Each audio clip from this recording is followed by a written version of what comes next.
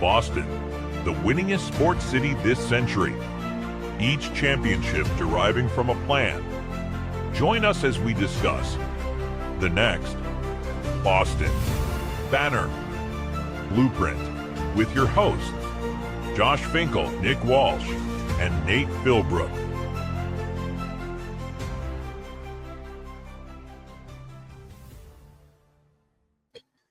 What's up, everybody? Welcome into another episode of the Boston Banner Blueprint podcast. I am here with Nick and PT tonight. Finkel may be joining later, but we are joined by a very special guest in the Red Sox space. That is Boston Sports Gordo for all those on Twitter/X. Before we throw it to you, Gordo, I'm just going to start every episode just how we start every episode, and that's by plugging our own socials. And then I'm going to throw it to you to do the same for your own. So it starts on Twitter/X with @BostonBannerBP, Boston Banner Blueprint on both Facebook and Instagram, and then Boston Banner Blueprint on Spotify, Apple, and YouTube. Go like, subscribe, follow, share with your friends, and rate 5 stars. Gordo, thank you so much for joining us tonight as we are recording this on opening day eve. Big time to be a Boston Red Sox fan. So thank you for joining. Yeah, man. Thanks for having me. Hell of a time. Opening day eve is one of the best nights of the year. There's nothing on it, but it's one of the best vibe nights of the year. Have to feel good.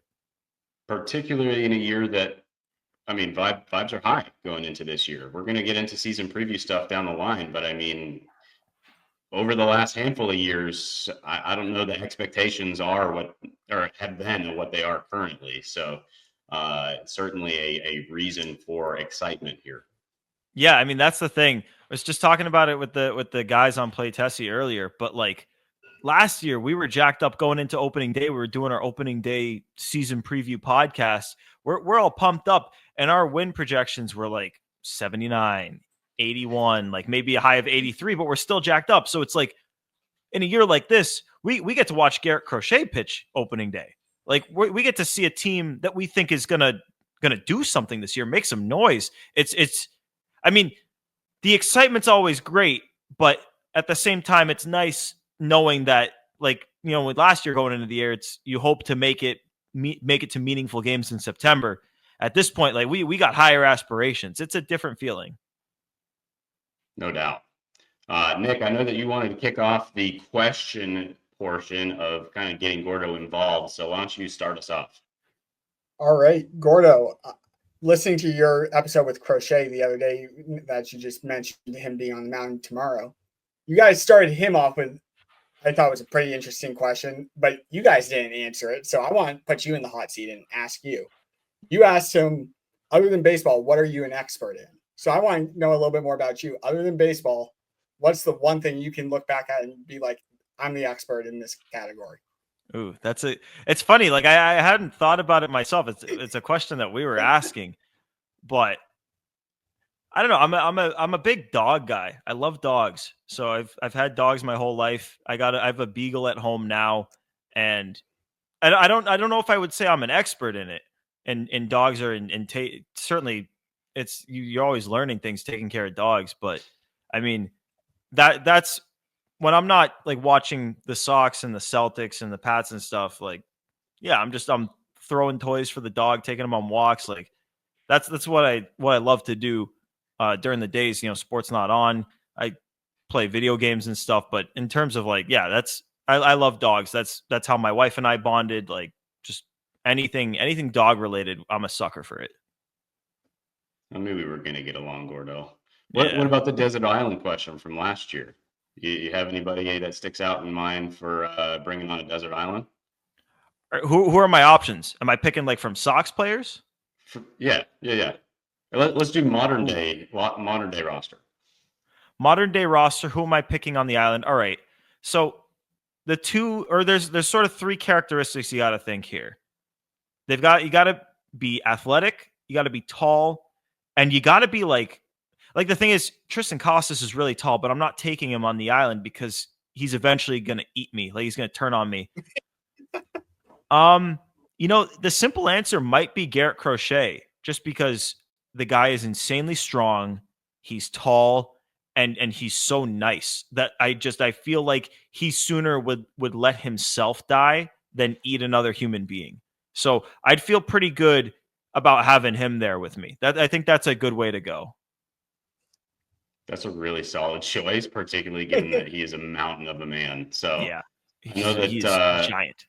we talked while I was down at Spring, while he was on the mound at Fenway South, and then you just had the pleasure of interviewing him last week. What was something that stuck out about hopefully the ace for the foreseeable future of the Boston Red Sox? What was something that stuck out of newcomer Garrett Crochet? Well, I just, kind of said in my answer before, but just how nice he was. Like some guys, especially when you've reached that level where, I mean, let's be real here. Like people have been glazing Garrett Crochet all offseason, and for good reason. He's incredible and a huge get for the Red Sox. But like a lot of people with that kind of praise will get a big head, not going to make the time for people, kind of do your own thing and, just kind of worry about yourself. But I mean, one of the nicer guys and we met a lot of guys there, some guys that we knew from last year and some guys that we were just meeting for the first time here. But he was such a nice guy. Like he didn't, like, if he didn't have, time for us right then and there, he's like trying to schedule it, make sure he doesn't miss us. When are you guys leaving? Like, I don't want to miss you guys. Like, I just such a nice guy and will be a good, face of the Red Sox pitching staff, hopefully for years to come. A little disappointed that it doesn't look like an extension's coming, at least immediately, but hopefully for years to come, he is the front of that, both in terms of talent and just being that representative, because he is a really good dude. Yeah, and let us be some of the first to, congratulate the Play Tessie crew, which kind of skipped over at that at the beginning. But Gordo's one of the mainstays and hosts of Play Tessie, Red Sox podcast, and so you guys had your interview with Crochet featured on the Boston Globe. So that's pretty cool that some nuggets from your interview, is now being plastered all over Boston sports media. Yeah, thank you. Yeah, just to it was funny. We knew we were going to get Crochet to sit down with us that day. And we were kind of discussing, because we knew we weren't going to have a super long time with him. We're like, okay, what are the questions we want to ask him? We were debating whether we wanted to ask him about the extension, especially since he had, there were some reports about it just a couple of days prior about the fact that it may not get done. And the thought was, if I listened to a podcast with Garrett Crochet now and they didn't ask him about the extension, I would be like, what the fuck are you guys doing? Right. So it's like, okay, we just ask it in the right way. We asked him beforehand, is there anything you don't want to be asked? Just in case he didn't want to be asked, then he can let us know. He said, no, anything's good, whatever with you guys. And it was good that he answered it, I think, in the right way. Like, he doesn't think it's going to get done, but he would love to be here long term. It's just about finding common ground. And yeah, I mean, it was super, super cool to get him on. We've been talking about him all off season before the Red Sox traded for him, and obviously constantly once they did. So very cool to be able to sit down with him. It was awesome for us. Not to give all your secrets away from the Crochet episode, because we want our listeners to go and listen to you guys too. But you mentioned in there that, or you or one of the other guys, I can't remember you specifically, that had to be a conversation that Breslow and the front office had to be having before they made the trade. Like, if we're giving up Kyle Teal and one of our top prospects and making this trade, we need to sign him. Like, that has to be a conversation before you even make that risk and bring him in. So I'm not throwing it at you because I know you're not Breslow, but why didn't this get done yet in your mind? It's hard to say, just because it seemed like there was such an obvious path to it when the trade went down. You had a guy in Crochet who last year said, if I'm going to be traded to a contender, I'm not pitching in the postseason unless I get an extension. So you knew he wanted an extension. Then once he got traded, anytime he was asked, he said, yeah, I would love to do it. I would love to spend an extended period of time or my whole career here. Like, this is a place that's set up to win. And obviously the Red Sox, you would hope, aren't going to trade that caliber of package, as you said, without at least a general hope that they could get something done long term with Crochet. And I hope that's still the thought. But you would think with interest on both sides that something would have gotten done. Obviously, Garrett Crochet should hold out for every last dollar that he can get. And personally, me, if I were Garrett Crochet, I would wait. I think one more amazing season, like we know he's capable of, he'll more than double whatever he could get right now. So I would wait. And maybe that's what his agents are telling him. And maybe that's changed his mind. And that's okay. Like no one should hold that against him. It would have been great for the Red Sox to be able to get it done. I hope they're able to get it done.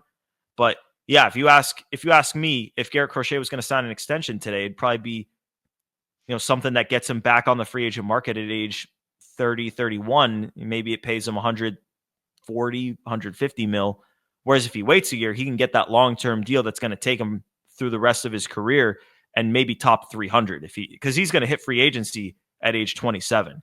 So if you get closer to the open market there, that's a huge payday. Like we saw what Juan Soto got because he was 26. We're going to see what Vlad Jr. is going to get as a 27-year-old. Garrett Crochet in a couple of years, he's going to be right there in that mix. My one caveat to that is, and Gordo, I know that you're plugged in with some more of the behind the scenes type news and information that's swirling about, but it seems as though all the things that have reached the finish line with this particular front office have more or less come out of left field. Nobody was talking about Buehler signing with the Sox when Buehler ended up signing with the Sox. Everybody was talking about how, Breslow and company was moving on from the Crochet deal because the package just wasn't there until the morning of, and then all of a sudden it was done. And so one would like to think that if an extension were to be done before the first pitch of opening day, that, maybe we'll get lucky with some breaking news here tonight, but one would hope that you're not negotiating up until the last minute of a guy that's preparing for the first start of the year. And so, but I'm not going to take it off the table because it does seem as though this regime really operates in the shadows in a pretty meaningful way, that they take it up to every last second.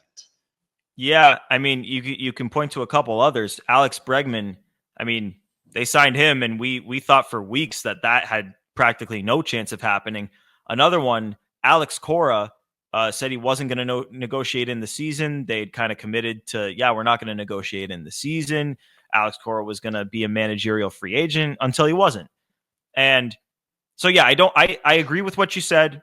Unless it happens like while we're recording this right now, like I don't see them negotiating a contract extension with Garrett Crochet on his start day, especially for an afternoon game. So when he hits the pillow tonight, it's over, and it may already be over. We don't know. But one thing I wouldn't rule out, and I've kind of developed this kind of today, and maybe it's just me coping because I want him extended so bad, but maybe don't rule out them talking during the season. He was willing to discuss it last year in the season. I get that the White Sox were going nowhere, and this is a totally different situation, and he doesn't want to be a distraction. But if the Red Sox come to him and give him a number he can't refuse, he's not going to turn it away just because the season's going. We've seen some team first guys sign extension, like Justin Pedroia signed a contract in the middle of the season. Alex Cora signed his extension last year in the middle of the season. So we'll see. Tend to take the guy at his word, but Vlad said he wasn't going to negotiate an extension beyond the first day of spring training, and he and the Blue Jays right now are taking this thing up to the wire. Things change. I'm not going to totally rule out him signing something after opening day. On opening day, I think it's super unlikely, unless it got agreed to and just didn't leak. But if it's not happening tonight, I wouldn't expect it to happen tomorrow. Agreed. And shifting gears a little bit now, looking at the offseason in review, because as people are listening to this, we are officially on opening day. Congratulations to all the listeners that made it. Is without a Garrett Crochet extension, where do we land as the level of success of this offseason? I think there's a lot of names that we were involved in that we weren't expected to be involved in with Juan Soto and all that craziness. There's obviously we got the Crochet acquisition, but we didn't get it extended. Then we were way out on Bregman, but we were able to get him. Where do we feel the level of success of the offseason is now that this is the blueprint? And so right now, all the additions seem rather short-term rather than truly blueprint long-term, with the exception of the guys that we're bringing up through the minors. But how are you feeling just overall offseason in review? Without an extension, it's still a good offseason, but it's hard to ignore the fact that if they don't get Crochet extended and the next 2 years goes by and they don't win a World Series, that's a huge package to pay for a guy that you don't end up locking up. So right now, I'd be at a B, and it's tough to give a B with as many high-level additions as they've made. But the truth is, Bregman is potentially just a one-year deal if he performs, and Buehler is just 1 year, and Crochet is just 2 years. So obviously they've got so much more coming. Chapman, and you just go down the list. It's all short term. So, and then there's downside too, because obviously with Crochet, you gave up Kyle Teal, you gave up Braden Montgomery, Chase Mydroth, Wickham and Gonzalez, like two super high level prospects and two guys that are going to be big leaguers. That's a huge package. And with Bregman, maybe it's just 1 year. You gave up the comp pick to get that done, and a lot of money too. So obviously we love the team that's on the field. That's why I give it a B and not something lower, because these are really good players and they're going to make the team good this year. But until you guarantee me that there are going to be dividends paid from these moves, such as a Crochet extension, so we know we've got 5, 6, 7, 8, 9 years to work with that, it's hard for me to go above that. If they did extend Crochet, I'd go all the way up to an A-. To me, the only way they could have gotten an A this offseason is if they'd locked in Juan Soto. So as soon as that didn't happen, not that I expected it to, like that was the only A for me, was him. And doesn't that feel like a lifetime ago at this point? Oh my God, forever ago. Forever ago. It feels like Juan Soto's played 3 seasons on the Mets. Yeah. Kind of never to be heard from again. Yeah. So Nick, with go ahead and jump in. With it officially being opening day for our listeners listening to this interview, I want, for you personally, growing up to now, what is your favorite opening day or most memorable opening day or opening series? If it was like in that first series, what's the one that sticks out in your mind? I've been to 2 opening days at Fenway. They never have it at Fenway, which I get because it's freezing and I understand it. But it like kills me because I want to go. Like, I love the home opener, don't get me wrong, but opening day is opening day. And I want to go to that. I've been to 2, and one of them was Red Sox Yankees opening day at Fenway. And I'm trying to remember what year it was. It might have been like 2009, or maybe it was 08. Was that the one where the kid came out and did the miracle speech? No. At the very no. What happened? The Red Sox won the game. My buddy bet these drunk idiots, and we were like in middle school. We were like 6th or 7th graders at the time. So maybe this was 2010. He bet the guys like $100. They were basically trying to give him his money because we were just kids. And the deal was, we win if Curtis Granderson doesn't hit 2 homers. And he hit 2 homers. And I'm pretty sure it was his first game as a Yankee. So whatever year that was. But the Sox won the game. And so amazing opening day. That'll be, and we left school to go to it. So that's always a huge bonus. But yeah, that's got to be my favorite opening day memory. There's a couple that on the other end. Remember 2018, they lost the game because Joe Kelly blew the game, and then they ended up winning like 100 games in a row right after that. It's crazy. Yeah. Right. I think for me, I was probably like 10, 11 years old for the 2007 one. Like, I know the opening day actual game wasn't that memorable, but that first series against the Royals, it was Daisuke Mania in his first start. And it's like, all offseason, the $100 million Japanese pitcher, like you couldn't get away from it. Like that was the prize of that offseason. Just sitting down for his first start at 10, 11 years old, and you had the infamous gyro ball and all that jazz with Daisuke. So for me, that I always go back to 2007 just because of that. God, that mania. We were actually talking about this in Florida, but the Daisuke mania, it can never be topped just because, like, we now know things about everyone when they come over. We know everything about Roki Sasaki. We know everything about Yoshinobu Yamamoto. With Daisuke, he was just a mythical creature, pretty much, just kind of spawned in America for the first time. And it's just, does he have this pitch? Does he not? Like, this guy looks incredible. They say he's going to be amazing, but we don't have any numbers on him. Like, we know nothing. PT, have you ever been to opening day? I have never been to an opening day. It's on my bucket list, though, for sure. Nothing better than seeing the dudes line up on the baseline. For whatever reason, I'm a sucker for that. Like, whether it be opening day, the All-Star game, or the playoffs, for whatever reason, it's just like, okay, this is a big game because they're getting down the line. Yeah, my first opening day, 2012, which we don't need to go any more than opening day for 2012.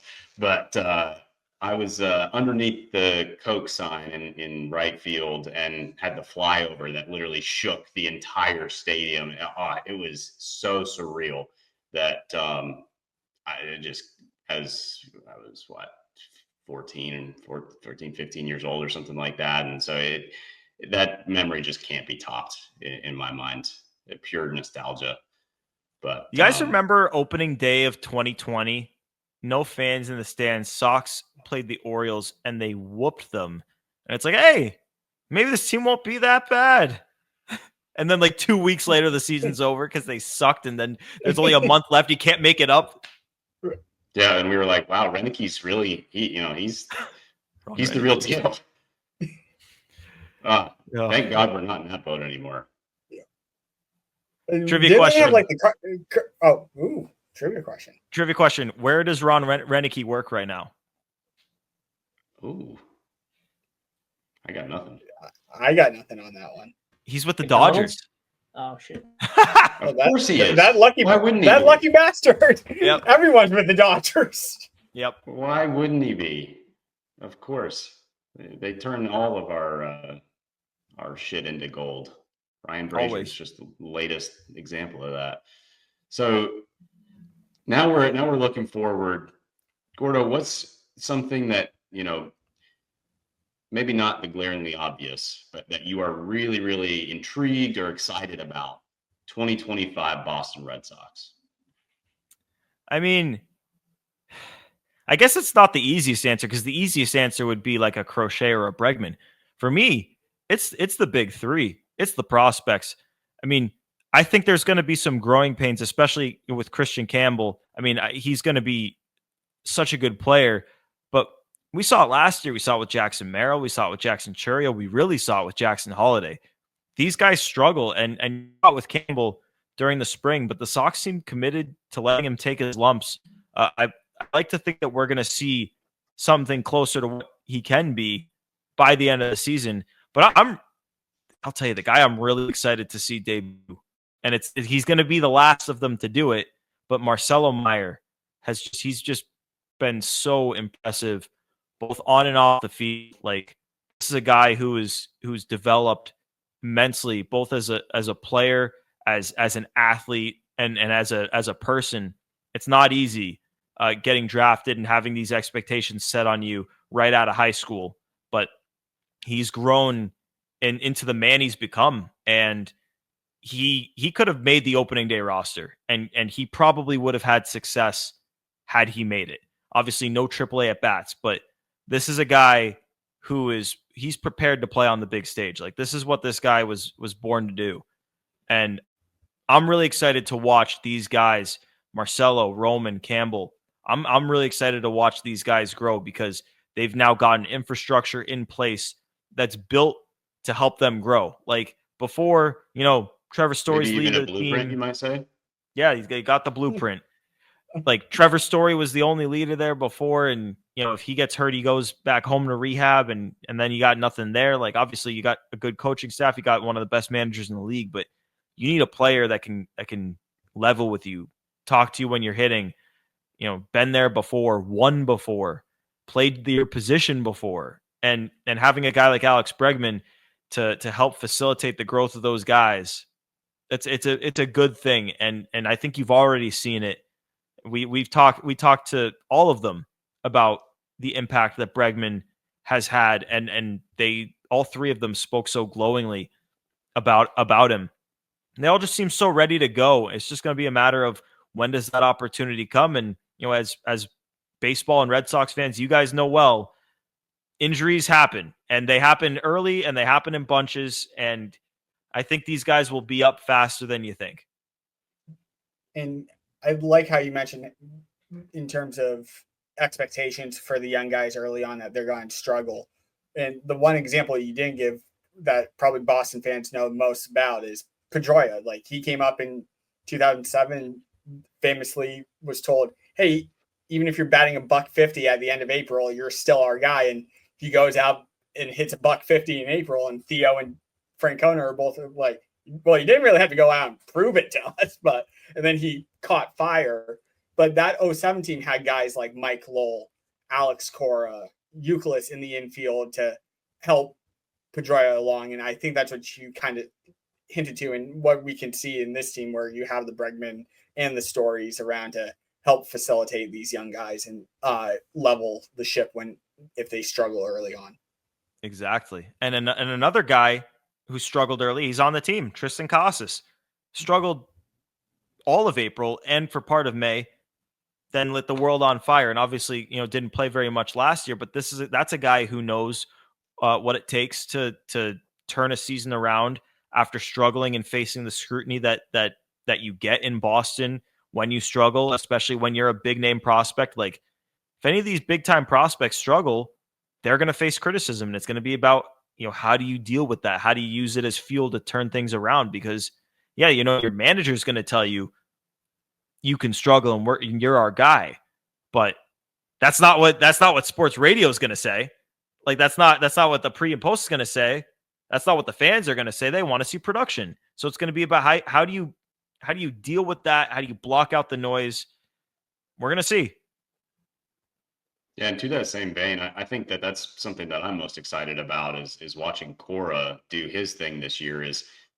I don't know that he's had this kind of depth before. Obviously, the 2018 team was a unicorn in of itself, but even then, it was much more of a plug and play kind of roster. It was fairly well just set with studs from top to finish. Now he has so much utility and versatility and just options. It's going to be he'll truly be able to show his worth and his masterclass of being one of the top managers in the league with the roster and then the upper minors of being able to facilitate 162 and then some, as we're getting ready to talk about our expectations going forward.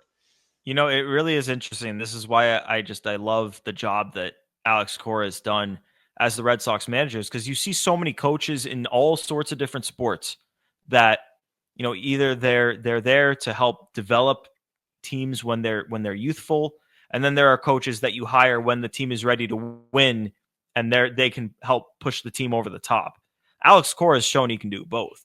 Like you brought him in after 2017 to a team that was ready to win, and he won. And meanwhile, a couple of years later, let's use last year as an example. I mean, that team going into the season, like people were thinking last place again. People were thinking they were going to suck. And this was a team that was in playoff position until, the pitching ran out, 50, 60, 70% of the way through the season. But they were in that spot because of the job he did managing, not just the bullpen, but the lineups, like the platoons, the pinch hitting opportunities. It's all situational, and the foresight you have to be able to make all those decisions pretty much without, like, obviously there's going to be decisions you make that don't work, but it's not like you remember John Farrell in the 2013 World Series, he had Brandon Workman taking an at bat because he didn't have foresight. Like Alex Cora never gets caught with his pants down. And it shows with the amount of moves he had to make last year in game. It just shows what kind of manager the Red Sox have. But it's the kind of guy that's not only going to be good for those times. You obviously you saw it in 18. Like, this is a guy who can coach winning teams too. So it's a guy you want as your manager for as long as he's willing to take the job and as long as he's willing to be here in this role. I hope it's for a long time because I have so much confidence in him. Realistically, what would you consider a quote unquote successful season? Like you said, going into last year, we're thinking another last place team. This year, our sights are a lot different. But what's that to you, that line of like demarcation of, okay, we did have a good year, even if we're not the last team standing and holding a World Series trophy. Realistically, what is that spot for you? That's such an interesting question because you're going to get different answers based off of who you ask. For me, like, there's going to be a lot of people that say they got to make it to the World Series. The AL is wide open and it's not a successful season unless you do that. For me, man, we've made the playoffs once since 2018. To me, make it to the playoffs and show me growth in areas where you can build off it. For instance, like Bregman, if he has a monster year, is going to opt out. That's not what I'm talking about. I'm talking about guys like Tristan Casas, who's here for 4 more years. I want him to have a big year. Guys like Christian Campbell having a rookie year. He's got this year and then he's going to have 5 more. I want him to have a big year. I want Roman and Marcelo to have successful debuts. I want the Rafael Devers transition to DH to go smoothly. I want Jarren Duran to show that last year wasn't just a one-off. Like, these guys that are going to be here for this next great era of Red Sox baseball, I want those guys to show that what we're building here, what we're seeing this team build, is sustainable. And if they can show that they're growing and they make the playoffs, because let's be real here, it's hard to go from a 500 team to winning the World Series.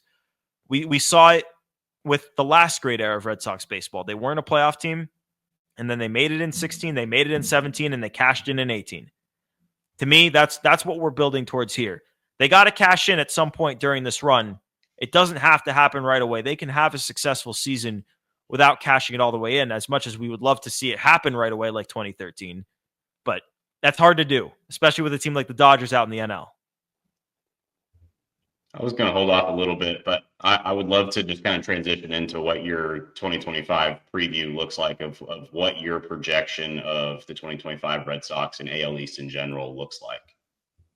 So we've got our season preview of Play Tessie episode coming out on opening day, and so we just recorded this. And my win prediction, I had him at 91 wins, and I have him winning the division.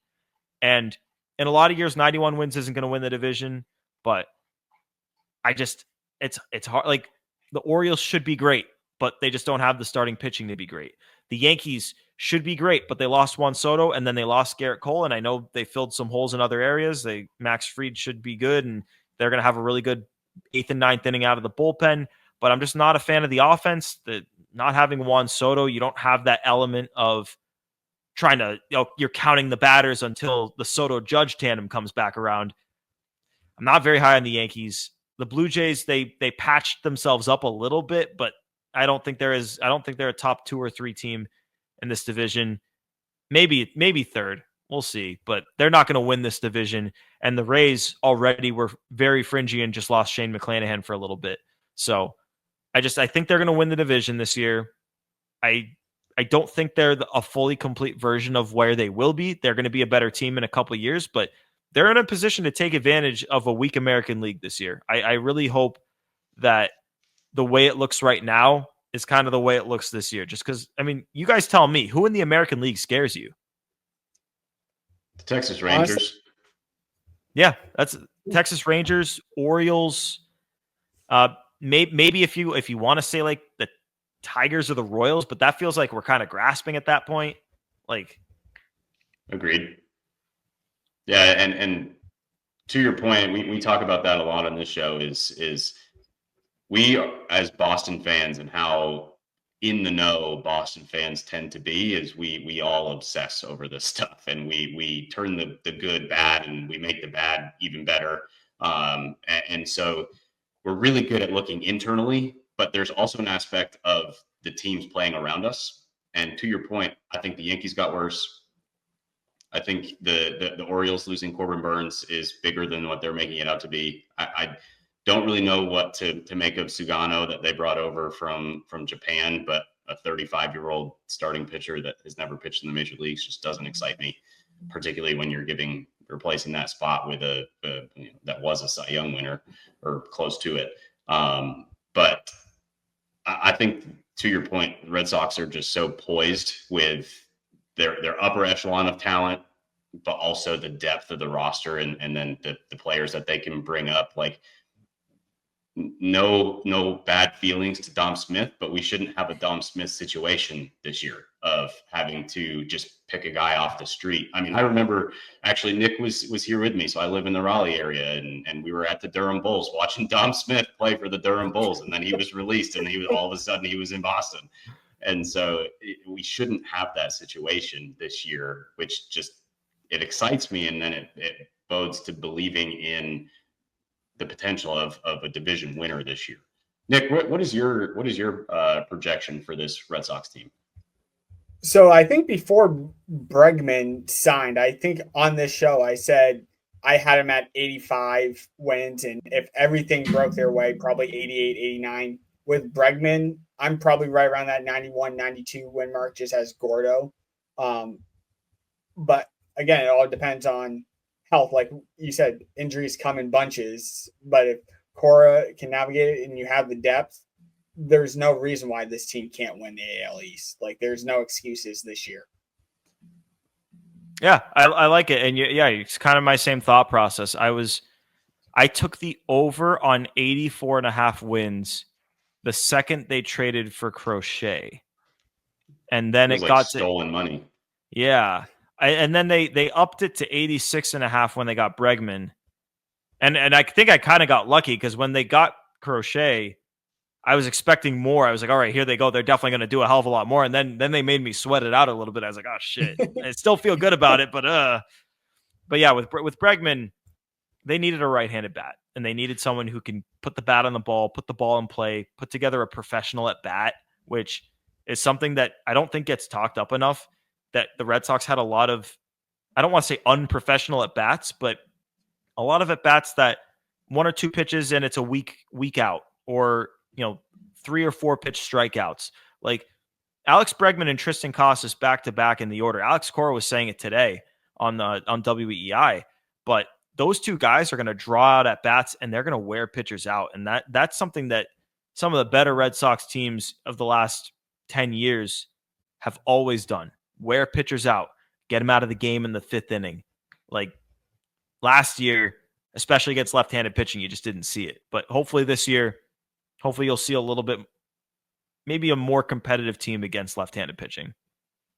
You could almost bet, we were just talking about the 2018 team, you could almost bet that in 2018, the opposing starting pitcher was going to be between 80 and 100 pitches going out of the 4th inning. Yeah. I mean, they were just so good at wearing out teams. And then when you're talking about, ideally 4 going to 7-game series, that just becomes all the more important of just getting into that bullpen as much as possible and wearing these guys out and getting away from the stars and studs that these other teams have. But not to get ahead of ourselves, because we're day before opening day here. There's 162 still to go, but there's a lot of reason to be really excited about this year. So I think that we're all in alignment as far as the Red Sox are very, very much poised to take home the division championship this year.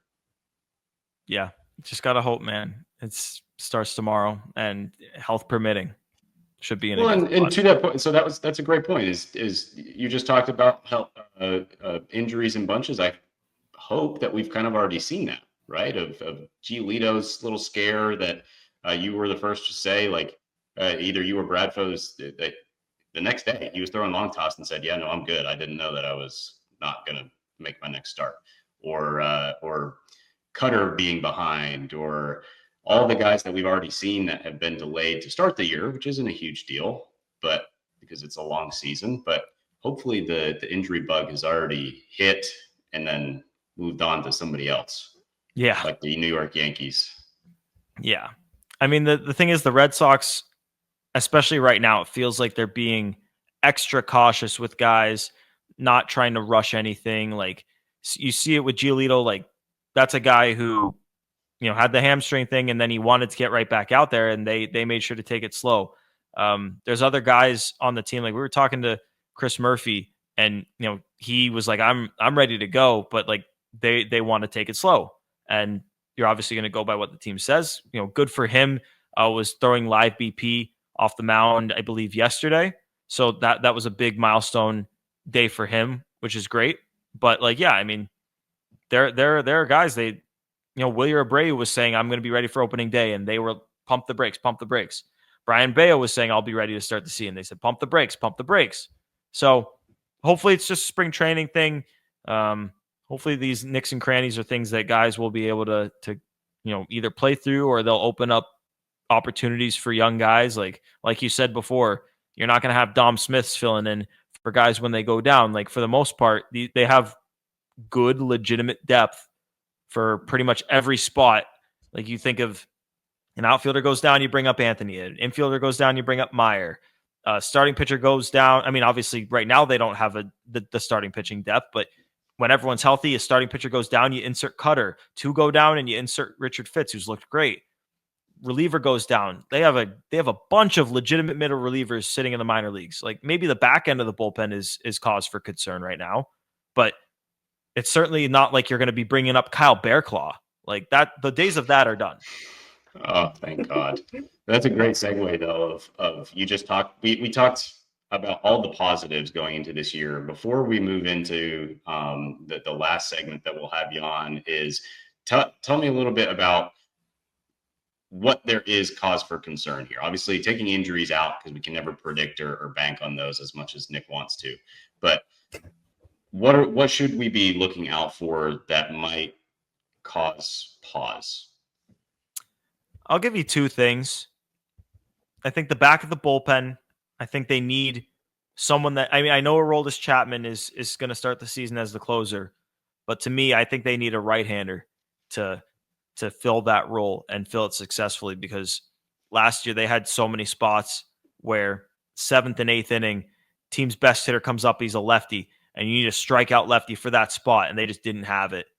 And Aroldis would be perfect for that, but if he's in the closer role, he's either not going to be put in that spot, or if you do want to put him in that spot, then you're putting someone else in for the 9th who wasn't waking up that morning expecting to pitch the 9th, which we've seen over and over again. Bullpen roles, they matter. So I'm hoping that will shake itself out. Maybe they make a trade midseason for an established closer. Like Sammy predicted, Ryan Helsley will be the closer by the season's end. I think that would be great. And then the other thing, the cause for concern, in my opinion, I know we always talk about spring training stats don't matter, but when someone pitches the way Tanner Houck did this spring, it's hard not to take notice. I mean, it's not even just about the results. It's like the runs, the earned runs, the ERA and stuff. It's just that he wasn't getting swings and misses. He wasn't getting strikeouts.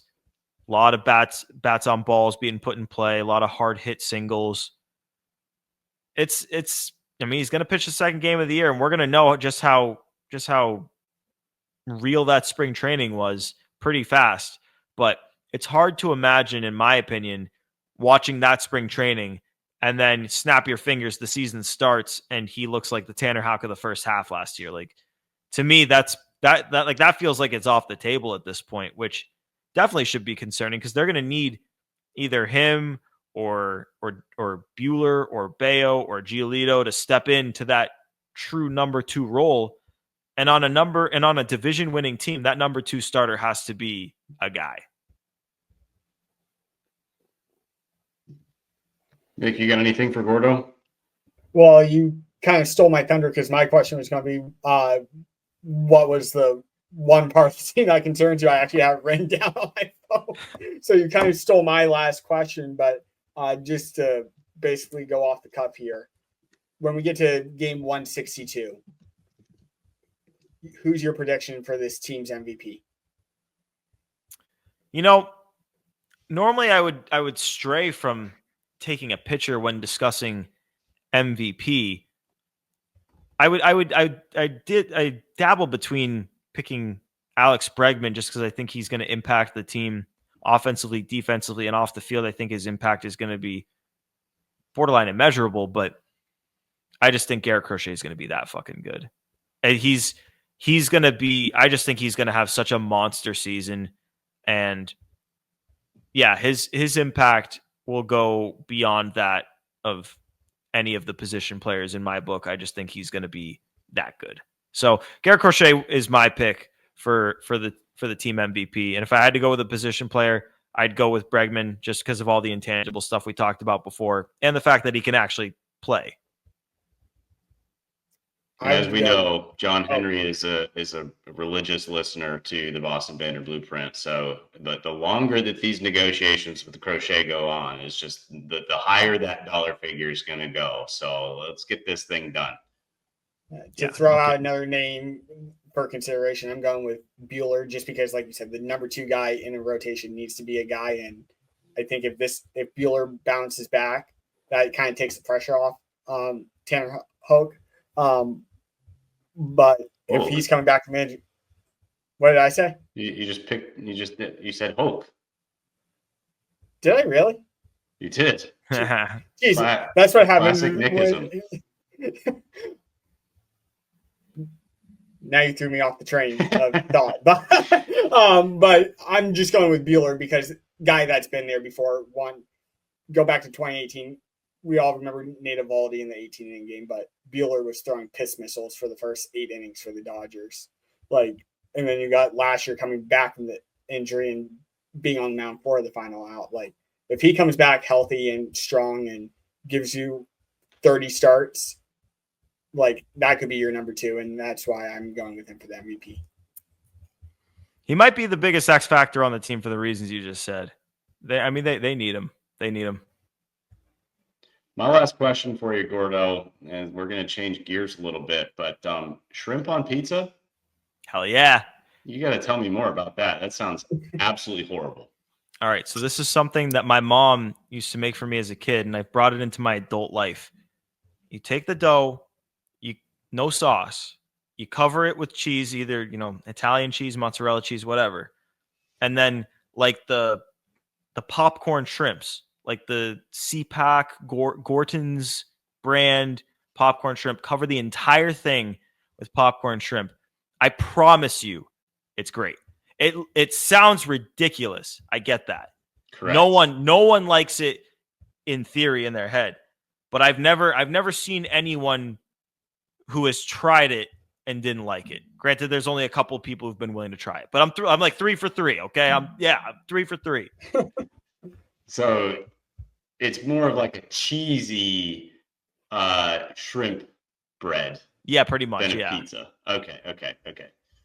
Not a big seafood guy myself, but at least I can connect the dots there. We're gonna make it a thing. It's gonna be a thing. It's worth a shot. Yeah, we got. I've been talking about peanut butter on hamburgers since I was at Arizona Spring 3 years ago, and it doesn't get any better than that. Peanut butter, jelly, and sriracha. Oh, I've got a buddy who swears by the peanut butter on a hamburger thing. Have you been out to Arizona Spring Training? I haven't, and I've always wanted to because they do it so much better than Florida. I mean, you can wake up in the morning, look at the lineups, and just pick a game that has the most big leaguers in it, or pick whatever the best pitching matchup is. Like Florida, it's just, you are where you are. If you're at Red Sox spring training, your choices are Red Sox and Twins, and that's it. Arizona, you go anywhere. Half the league. Yeah. And this is not a free ad, but if you're in Arizona and going to burger rehab therapy, that place is ridiculous, and the peanut butter burger that is there, it is just, you got to go just for that. Is it Arizona specific, or is that like an Arizona specific restaurant? That's a great question. I don't know. That's the only place that I've seen it. It was in Scottsdale. Sweet. Sounds good. So before we wrap, Gordo, tell all of our listeners, I'd be assuming at this point that most of them already know who you are and probably follow you already, but go ahead and let everybody know where to find you outside of the Banner Blueprint, and then we'll let you go for the evening. Yeah, you can follow me on Twitter. I'm at BOS Sports Gordo. Follow at Play Tessie. We're on Twitter, Instagram. Just got on TikTok like 2 days ago for the first time. So we're posting all our clips there. But yeah, those places. Well, thank you so much for joining for this opening day preview. It is much appreciated.